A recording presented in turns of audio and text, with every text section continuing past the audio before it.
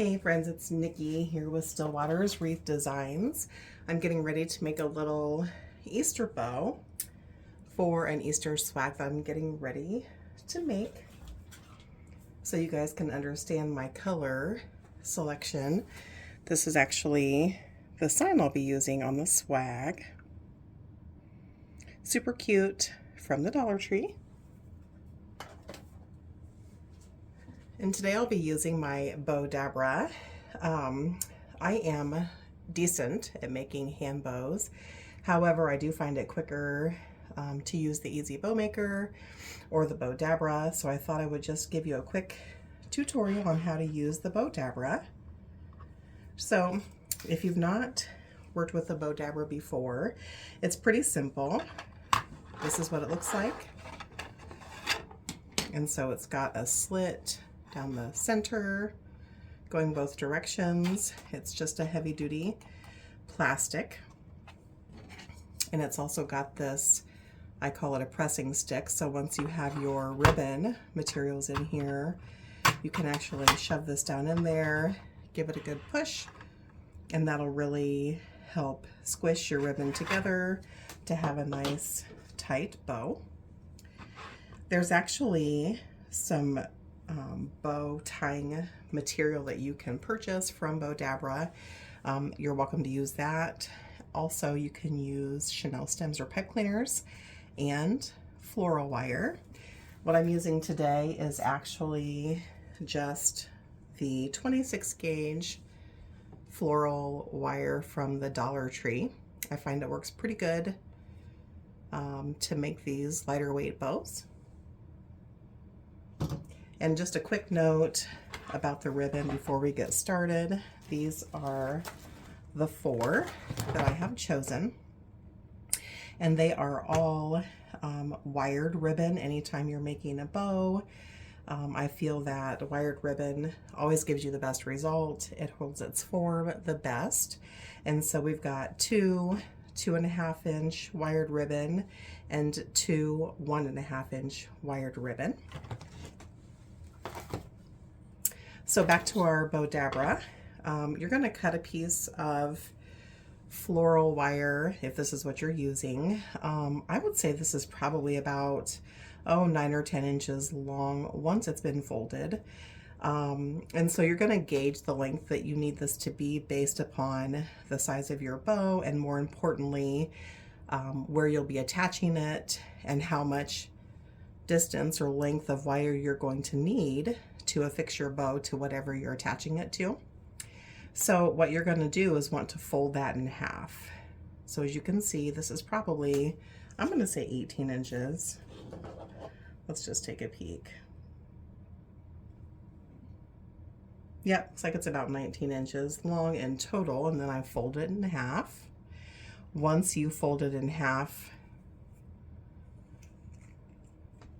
you're actually just going to run it lengthwise down this center slot so that you've got equal amounts sticking out on both ends.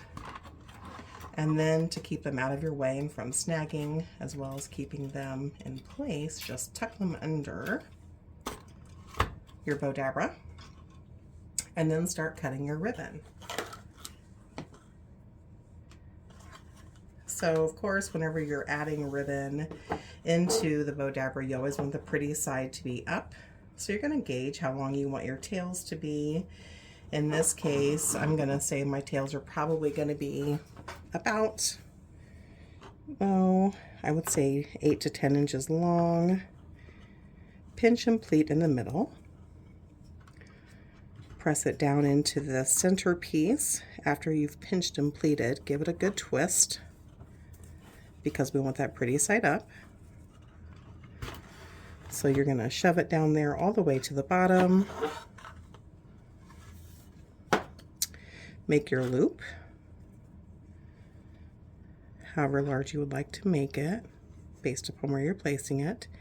Pinch and pleat, twist, shove it down in there.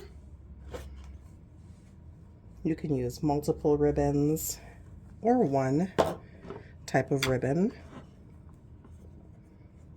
that you're making multiple loops with, whatever your preference may be. Oops. So I'm just kind of eyeballing it to make sure that those loops are nearly the same size by folding them up and making sure they meet in about the same place. Roll your ribbon out a bit, cut off where you'd like your tail to be, and it doesn't have to be exact. You can always trim it up once you're done. And for my purposes, I'm going to set that off to the side and move on to my next ribbon choice. I always like to use something with black in it whenever I'm making a pastel themed bow. I feel like it gives it that good bit of pop. And the length of your tails and size of your loops, you know, is based on personal preference, along with, you know, making it be a good aesthetic fit to wherever you're adding it. I always like my tails to be a little bit shorter each time I add one. So this time we're going to come in about 1 inch. This is a much thicker ribbon. Give it a pinch, give it a twist, shove it down in, pressing it to the bottom. I'm going to make my loops just a tad bit smaller as well, probably 3/4 of an inch smaller. So pinching and pleating, twisting so that that pretty side is up. You can see there's about 3/4 of an inch difference in distance. Doing the same on the other side, pinch and pleat. Stuff that down in there.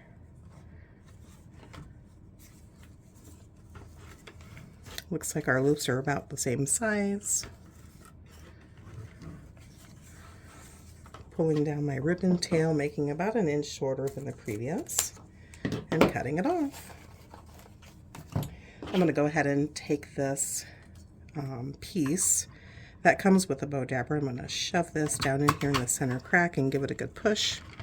Just really pushes that material down in there so it's nice and tight.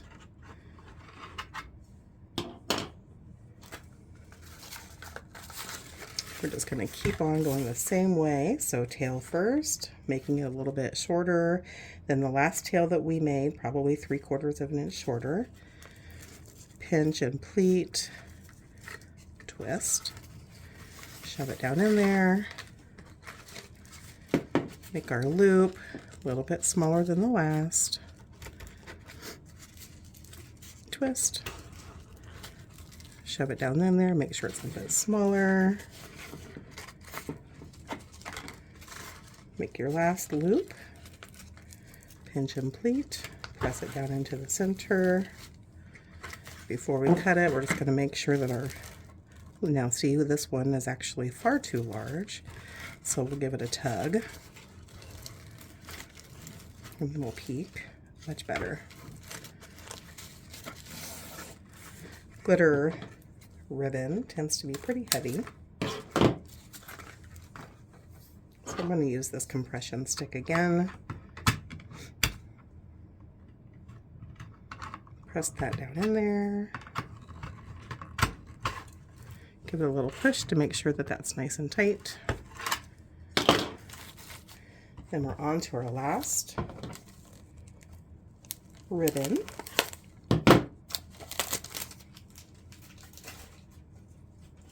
And just like before, friends, I'm going to make this tail even smaller, so it's probably going to be 1/2 to 3/4 inches shorter than the last. Give it a twist, press it down in, make my loop, give it a twist, press it down in, make sure that loop is smaller. Do the same thing on the other side. Give it a pinch and pleat, shove it down in. I'm going to make sure they're about the same size. This one needs to be a little bit longer, so I'll just give it a tug. Yep, looks pretty good.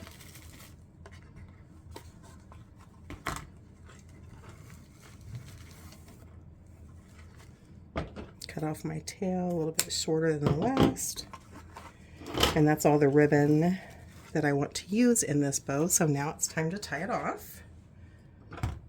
So before I do that, I'm going to actually give this one more good push to make sure it's really down in there nice and tight. All right, now we're going to pick up our Bowdabra, straighten those floral wires back out, making sure we're hanging onto it with our thumb so it doesn't go anywhere. You've got one end that has the loop, the other end that has the two open pieces. And so what I'm going to do is gently pull this up.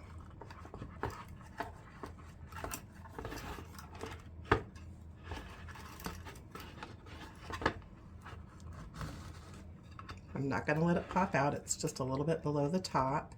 Stick your two open-ended bits through the loop of your the closed-end loop there. Give it a good pull, and I'm using my fingers to keep the wire between, and as I pull it up and out, and that makes that nice and tight. So once I've done that, friends, it's a personal preference of mine, one moment here, to use a zip tie for just that added security. I typically use a 6-inch, as long as my bow's not too large, 6-inch clear, it's actually milky, zip tie to really help secure that.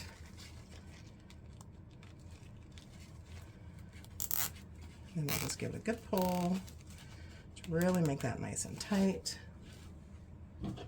Use your snips to trim off the excess bit of your zip tie. And now we've got what's called a bow stack. I'm just going to leave these wires towards the back. That's what we'll use to actually affix it to my swag later. But now it's time to fluff out the bow. And so I usually start at the bottom. And for this particular bow, I'd like all the tails to be coming down. So I'm just going to fluff out my bow, fluffing up my loops, pulling my tails down, fluffing up a loop, pulling my tails down. Since we've got that zip tie on there, you can be pretty aggressive with it. Fluffing up my loops, pulling those tails down. And because I don't yet have my swag built yet, friends, I'm not going to be trimming the tails yet because I don't know how long I do or don't need them. So we'll do that at a later point. You can actually find the Dollar Tree Easter swag video here on my YouTube channel. So go ahead and click that if you'd like to see the trimming of the tails. But just like that, we've got a quick bow that we've used our Bowdabra to create. And stick with me and follow the next video if you'd like to see the Dollar Tree Easter swag built, where we'll finish trimming the tails and adding in this bow. Thanks for sticking around, friends. Make sure that you subscribe to my channel for more bow making, wreath making, and door swag making tutorials.